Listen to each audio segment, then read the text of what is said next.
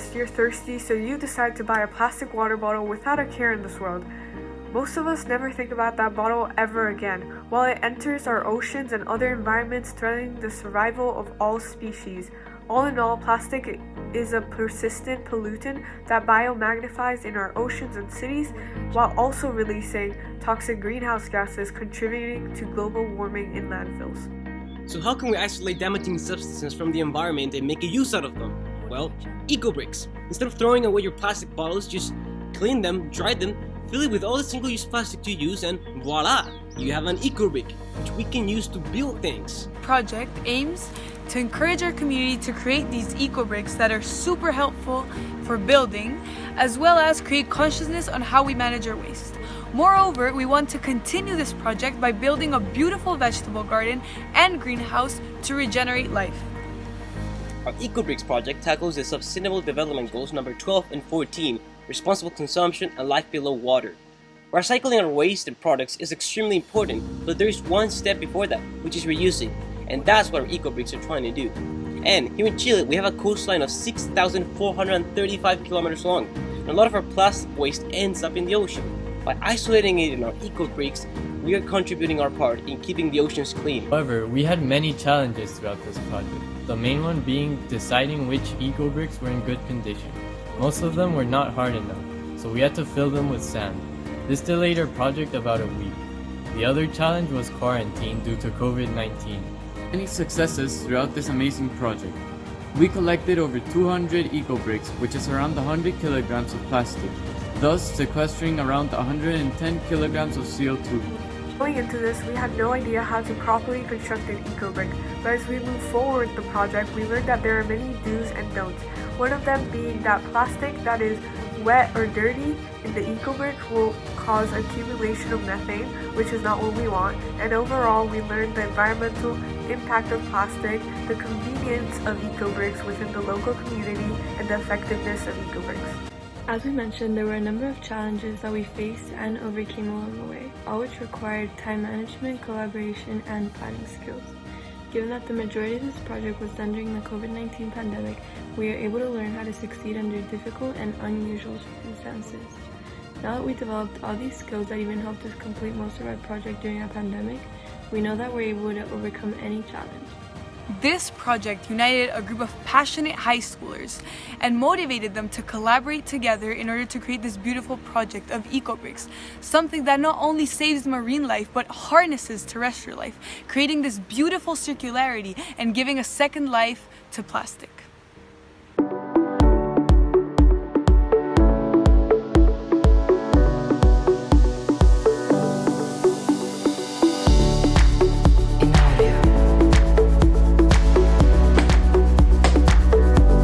This is great.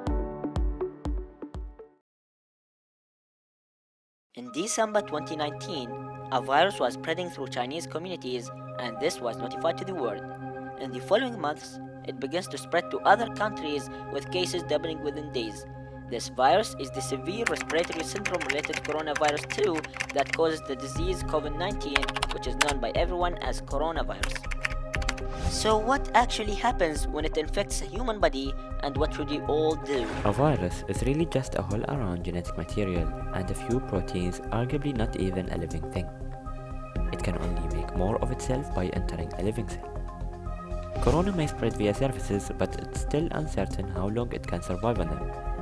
Its main way of spreading seems to be droplet infection, when people cough or if you touch someone who is ill, and then your face, say rubbing your eyes. The majority of people infected by corona will get through it with relatively mild symptoms, but many cases become severe or even critical. There aren't enough resources like medical staff or equipment like ventilators left to help everybody. People will die untreated, and as more healthcare workers get sick themselves, the capacity of healthcare system may fail even further. Although it sounds trivial, the very best thing you can do is to wash your hands. The soap is actually a powerful tool. The coronavirus is encased in what is basically a layer of fat. Soap breaks that fat apart and leaves it unable to infect you. It also makes your hands slippery, and with the mechanical motions of washing, viruses are ripped away. The next thing is social distancing, which is not a nice experience but a nice thing to do. This means no hugging, no handshakes. If you can stay at home to protect those who need to be out for society to function, from doctors to cashiers or police officers. You depend on all of them, they all depend on you to not get sick. On a larger level, there are quarantines which can mean different things, from travel restriction or just stay at home. Quarantines are not great to experience and certainly not popular. But they bias, and especially the research work on medication and vaccination crucial time. So if you are put under quarantine, you should understand why and respect it.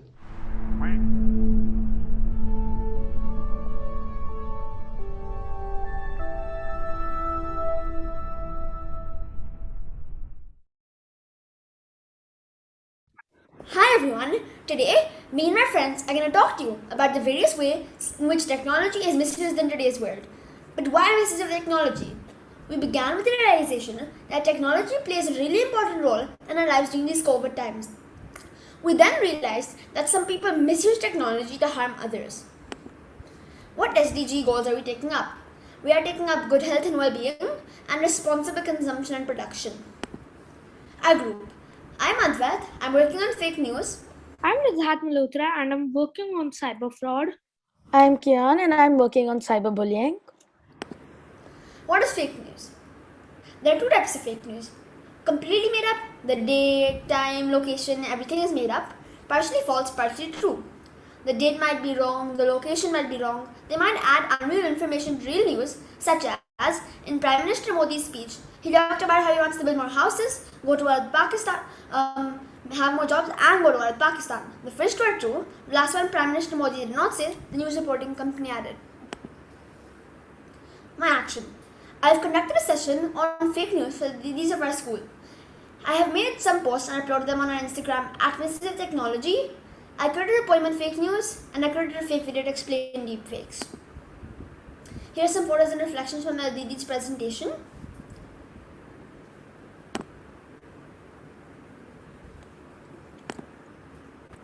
Action.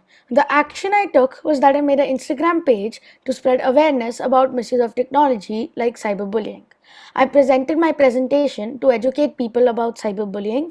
I made a poster to spread awareness, and I made a survey form on misuse of technology.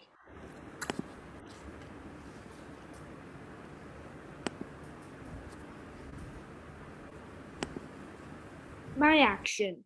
Instagram post. I made posters on misuse of technology and went live with Kian about cyber fraud and cyberbullying. I have shared my presentation with my neighbors to educate them about cyber fraud. I have composed a song on misuse of technology. I made a poster on misuse of technology. Reflection received after the presentation. Thank you.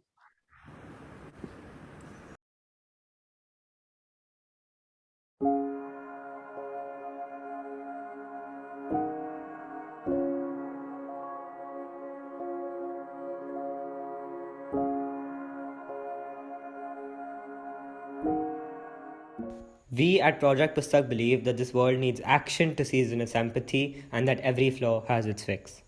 Growing up in the emancipating alleys of libraries and finding meaning in books sprawled across pocketed floors, we were surprised to see the lack of these resources in underprivileged institutions. Through this realization was born Project Pustak. We based our initiative on the Sustainable Development Goals, focusing on reducing inequality by mobilizing educational resources to cater to institutions facing a dearth of them, promoting sustainable production and consumption by building our libraries from reused educational material, and ensuring quality education by supplying books and conducting workshops that augment syllabus-based classroom learning. We also created an inclusive model, appointing ambassadors city-wise that allowed for them to join our ambassador network and contribute back to their society. Our model has been emulated by several social impact organizations and has helped increase their reach and productivity. Following are a few statistics that depict our impact.